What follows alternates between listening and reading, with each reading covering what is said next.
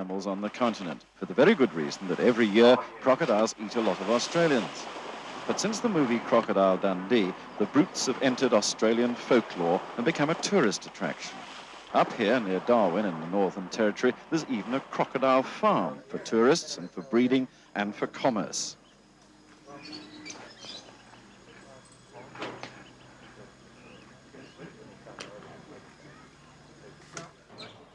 A difficult one for the prince, this, since as a conservationist he was about to tour a place which, not to put too fine a point on it, is a handbag farm.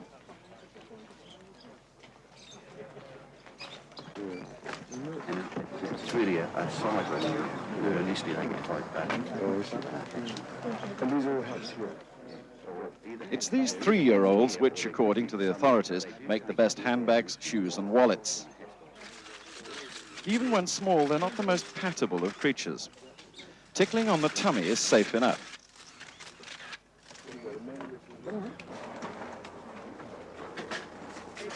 Anything more adventurous could be dangerous too.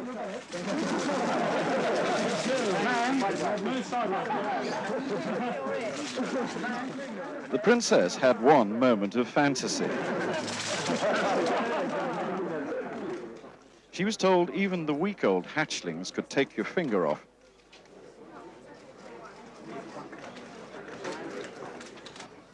Feeding the big ones represents the time of maximum danger for the keepers.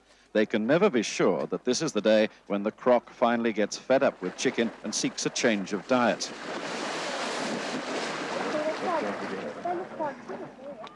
Wisely, the princess was not offered a handbag. Controversy was avoided, and she settled for 2 cuddly crocs in rather dreadful day-glow. But now it was time to leave the Northern Territory of Australia and journey on to Southeast Asia, to Thailand.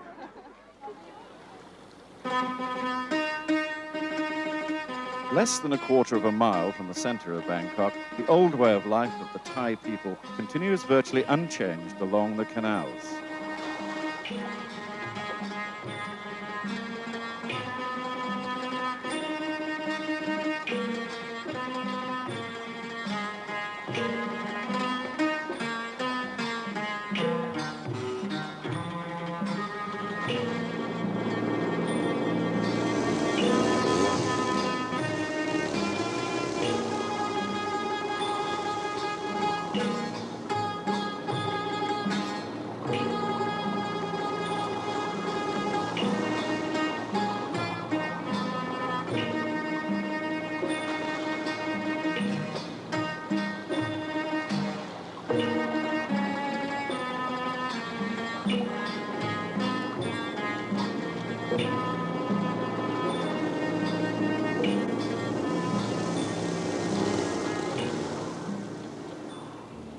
In the city centre, every traffic light is the beginning of a Bangkok Grand Prix. The traffic problem is the worst in Asia, possibly the world.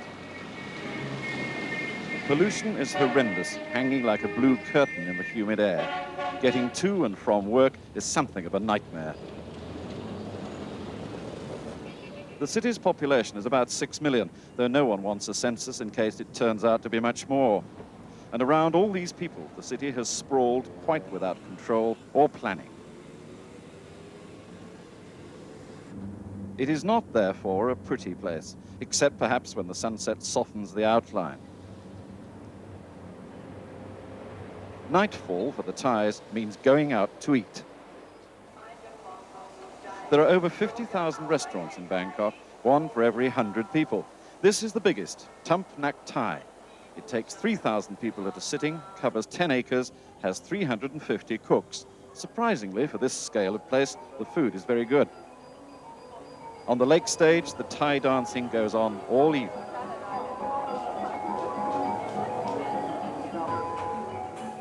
Very decorous, but the catering system requires not classic but modern aids to service.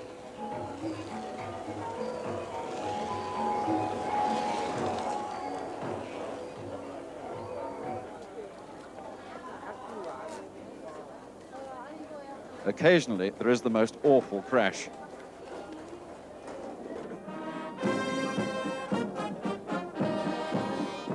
The arrival at Bangkok airport was ceremonial in a uniquely Thai way.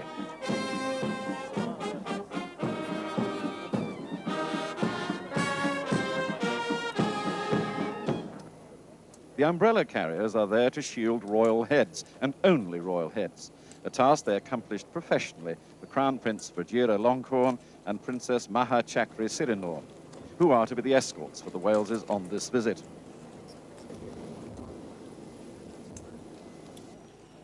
The guests spotted the garlanded steps, then moved down gratefully towards the shade of the brollies.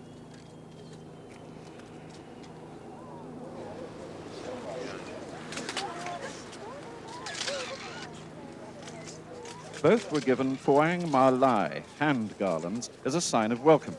Ritual says that you shouldn't give them back to your host. By the same token, you can't cart a garland around a guard of honor.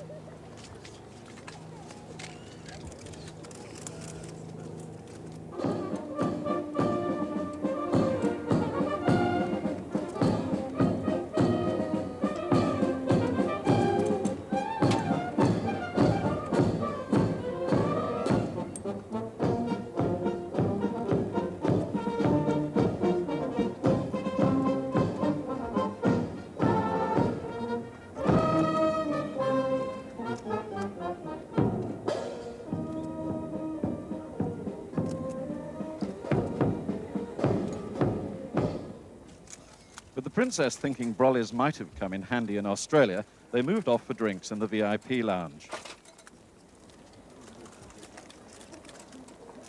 Here they discovered that royals are treated with a reverence undreamed of in the House of Windsor. The waiters are on their knees because their heads must not be higher than royal heads. So it is decreed in the Kingdom of Siam.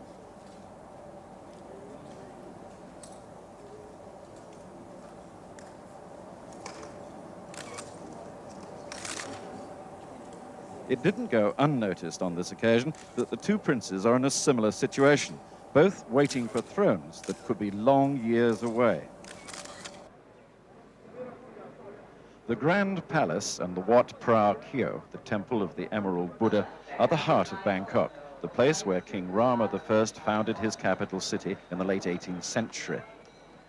Here in one place are both the focus of reverence for the Thai monarchy and the most holy of Buddhist shrines in the entire nation. It was completely restored 30 years ago to celebrate the 2500th anniversary of the death of Buddha, and now glows with its original glory.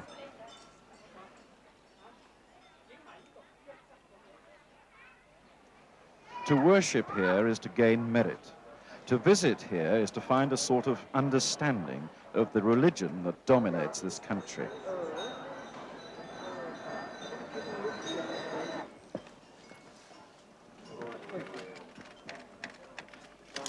And these visitors had just on an hour for the experience.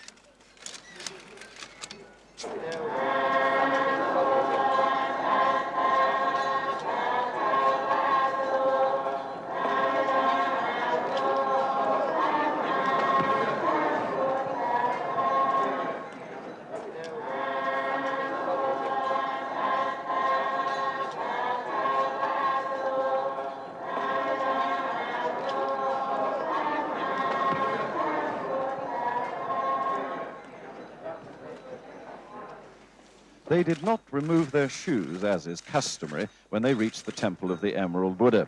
Apparently, the king always grants a dispensation to his most honored guests. The princess seemed to think this was a funny place to put the visitors' book.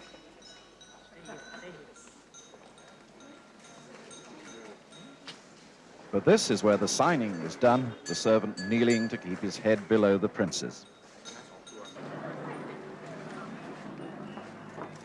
It was decided that to give them lunch and the faint chance of a cooling breeze, a cruise on the Chao Phraya River would be a good idea. The princess displayed a mosquito bite on her arm and a general sense of relief that the tourism, however exalted, was over for the morning.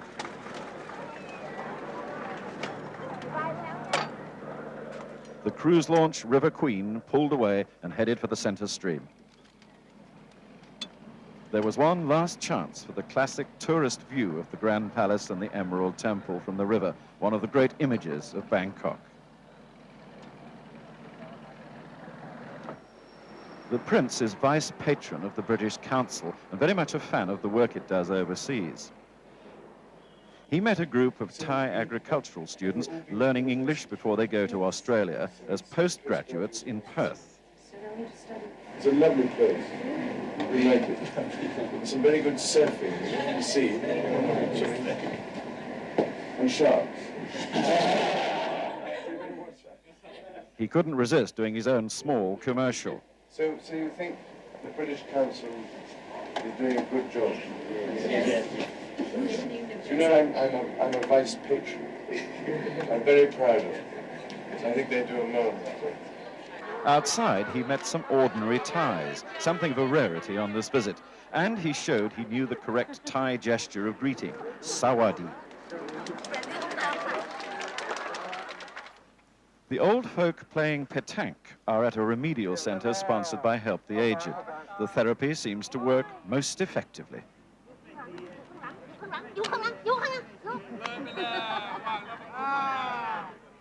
The princess, who is patron of the charity, was inside the centre watching the remedial demonstrations. But she'd heard about the game of petanque and wanted to join in.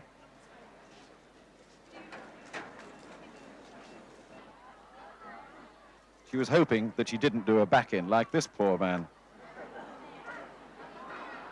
First, there was a little instruction in the subtleties.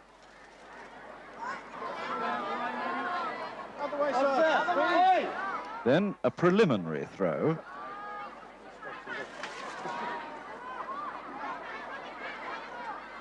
And then she rather took over the game.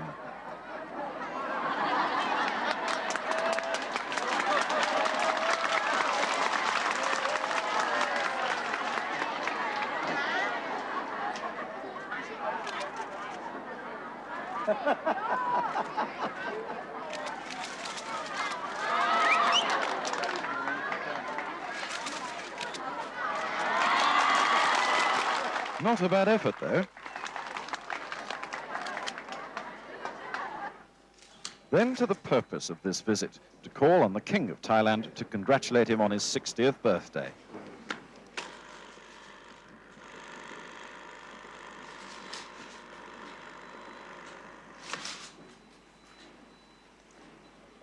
King Bhumibol is now the longest-serving sovereign in the history of the Chakri dynasty, which began in 1782.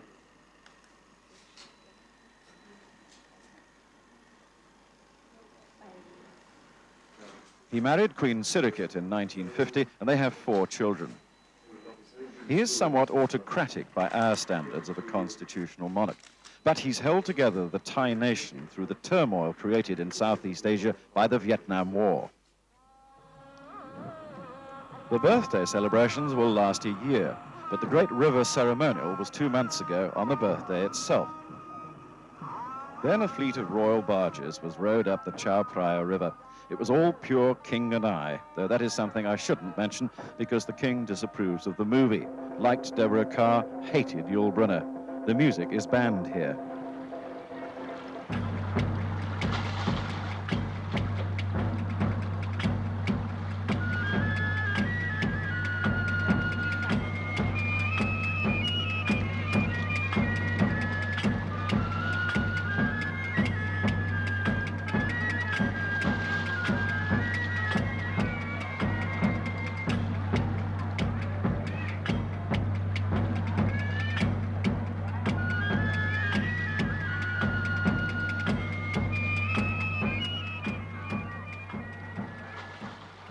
The old Grand Palace is where the Crown Prince gave a dinner for his guests, and for it the princess chose her most stunning dress of the entire tour.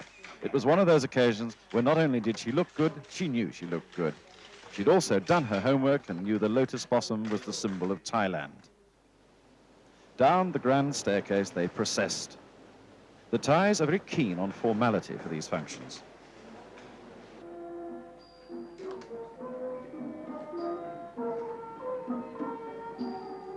And so to dinner.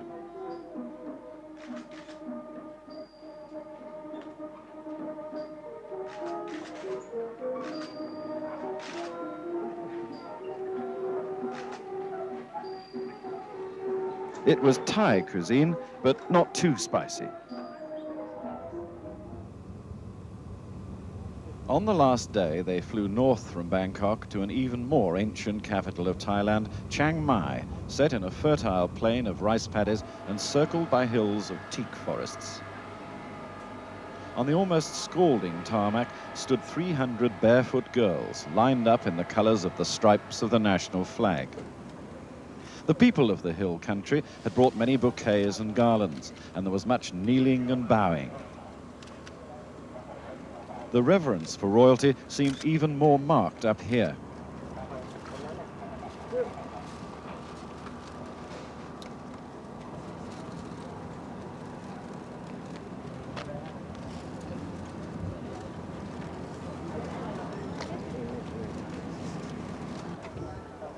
The dancing girls knelt on the hot tarmac, one of them showing how difficult it is to mop her brow with those fingernails.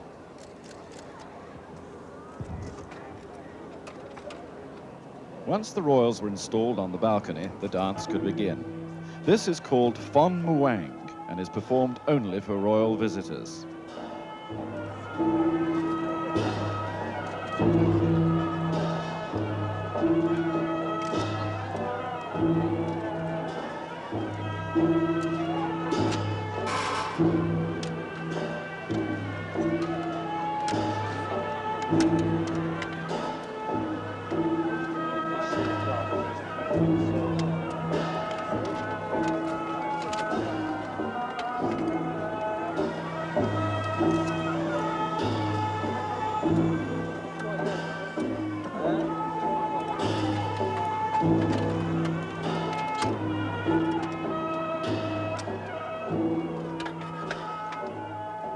At the end, they spelt out the letters of the word welcome.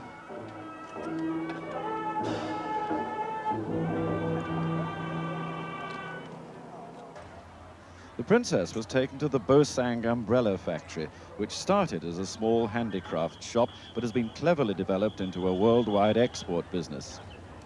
Once again, a ripple of curtsies went along the line. Right away, she was given a sample and told how, 200 years ago, people presented umbrellas to the hill monasteries on Buddhist festivals.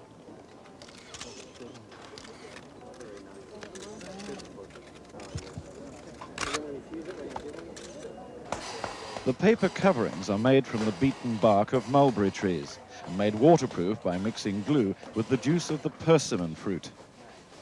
The frames are always made from bamboo, including the catch. The painters are taught by tradition rather than art school, and they make it look so easy. The princess was given another 10 umbrellas, including a giant greetings brolly, which was rather over the top, though it could be said that that's what brollies are all about.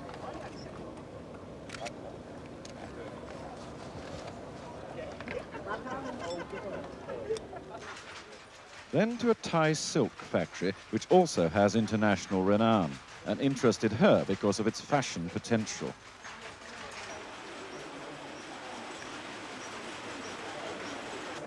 She decided to buy a few things, so she borrowed a credit card from her detective and ordered a couple of silk shirt lengths, a cotton jumpsuit, and, since it's her birth sign, a crab-shaped cushion.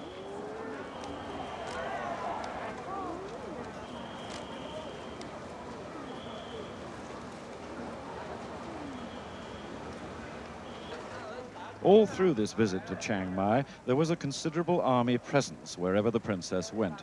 This is not to say she was in any danger, but the Thais, conscious of their various border troubles with Burma and Laos, not far from here, were taking no chances. Nearer still to the Burmese border is one of the King of Thailand's favorite projects. 80,000 acres of lakes and farmland designed to provide new crops for the hill tribe farmers and lure them away from growing opium. This is the edge of the Golden Triangle. The prince's car door was opened by a kneeling man as he began a visit already experienced by the King of Spain and the Crown Prince of Japan. All the big royal names are brought up here. Still, he must rate quite highly since he got 3 hand garlands. That's top-ranking stuff.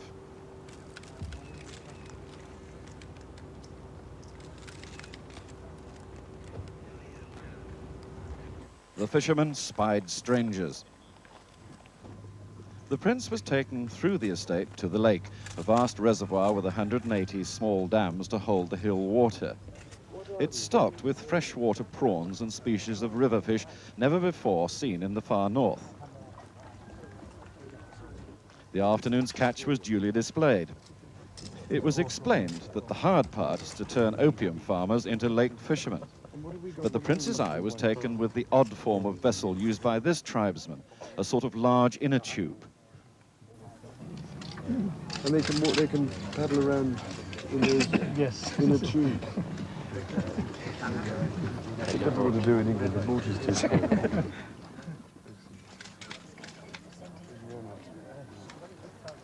Then he began a tour of the market gardening land where experimental crops are being grown.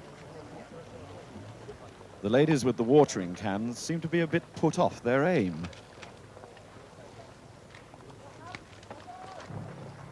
Things like mangoes, lychees, sweet corn and mushrooms are all being tried up here for the first time. He met a group of hill farmers who trekked 20 miles and waited 8 hours to see him. How are they all doing this year? ปีนี้ผลผลิตเป็นยังไง This year the harvest is very good. Rice, he grow rice and onion and also garlic. Garlic. Do you eat the garlic?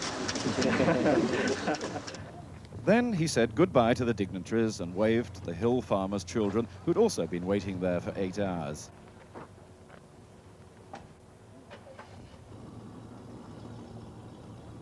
And so the prince left this remote spot, which he's not likely to see again.